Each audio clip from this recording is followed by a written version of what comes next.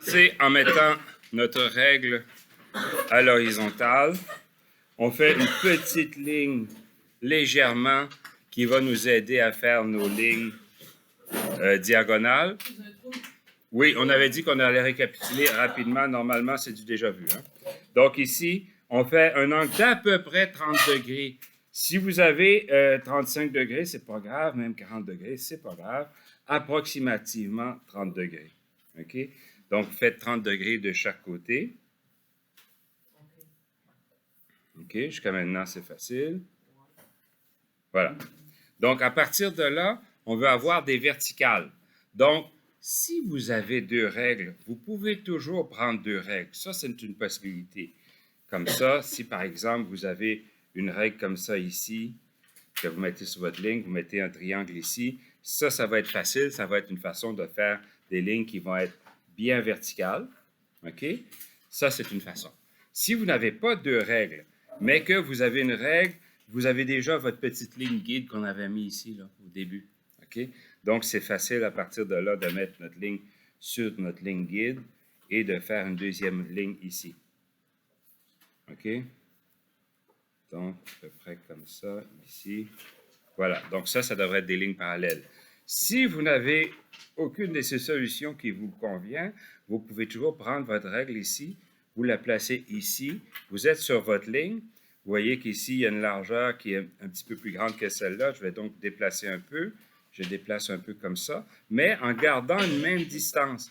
Donc, c'est possible de le faire à l'œil. C'est équidistant. Donc, à partir de là, ça vous donne une autre façon de faire. Okay? Ça vous donne trois façons de faire pour vous assurer que vos lignes vont être bien parallèles. Okay? Donc, après ça, je vais partir d'ici. Je vais faire la même chose. Je déplace un peu ma règle. C'est équidistant. Donc, à ce moment-là, on va avoir notre ligne ici. Je me place dans ce sens ici. Je vais faire ma ligne comme ça ici. Et je me place ici. Je continue comme ça pour faire la ligne ici. Et la même chose ici.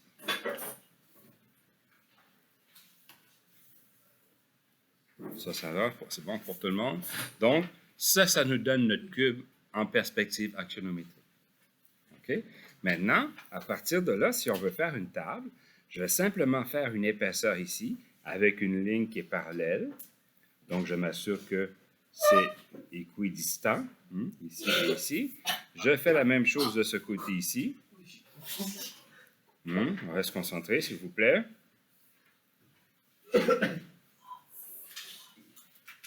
Comme ça. Ici, je veux avoir une épaisseur ici pour commencer la patte de la table. Donc, je vais faire une ligne comme ça ici. Je vais essayer d'avoir la même épaisseur, si possible, ici. Donc, à l'œil, vous êtes capable de faire une ligne ici et la même chose ici.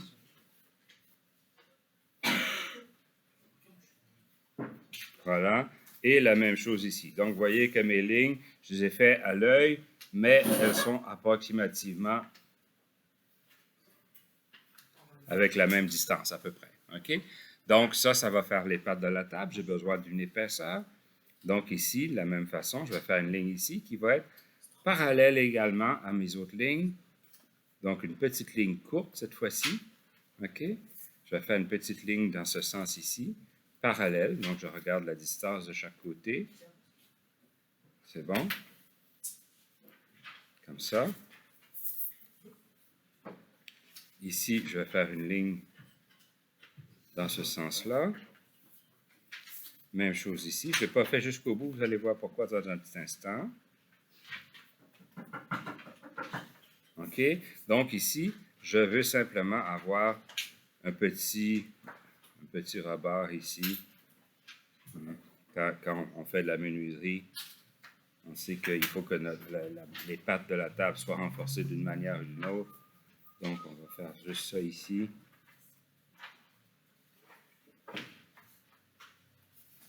Et ça comme ça. OK? Donc, de la même façon, ici. Donc, si je veux savoir à quelle hauteur la faire, je peux toujours venir ici, mettre juste un point ici, venir ici, faire une ligne qui va être parallèle à partir de mon point, parallèle à cette ligne-là.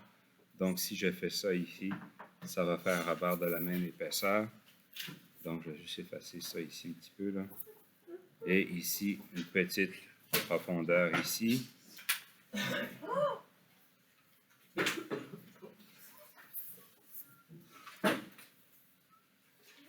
Ça, c'est bon pour la table? Oui, Ça va? Donc, on est capable d'effacer les lignes guides par la suite. Vous pouvez même effacer ces lignes-là ici, comme ça. Ça vous donne une table. C'est bon? Voilà.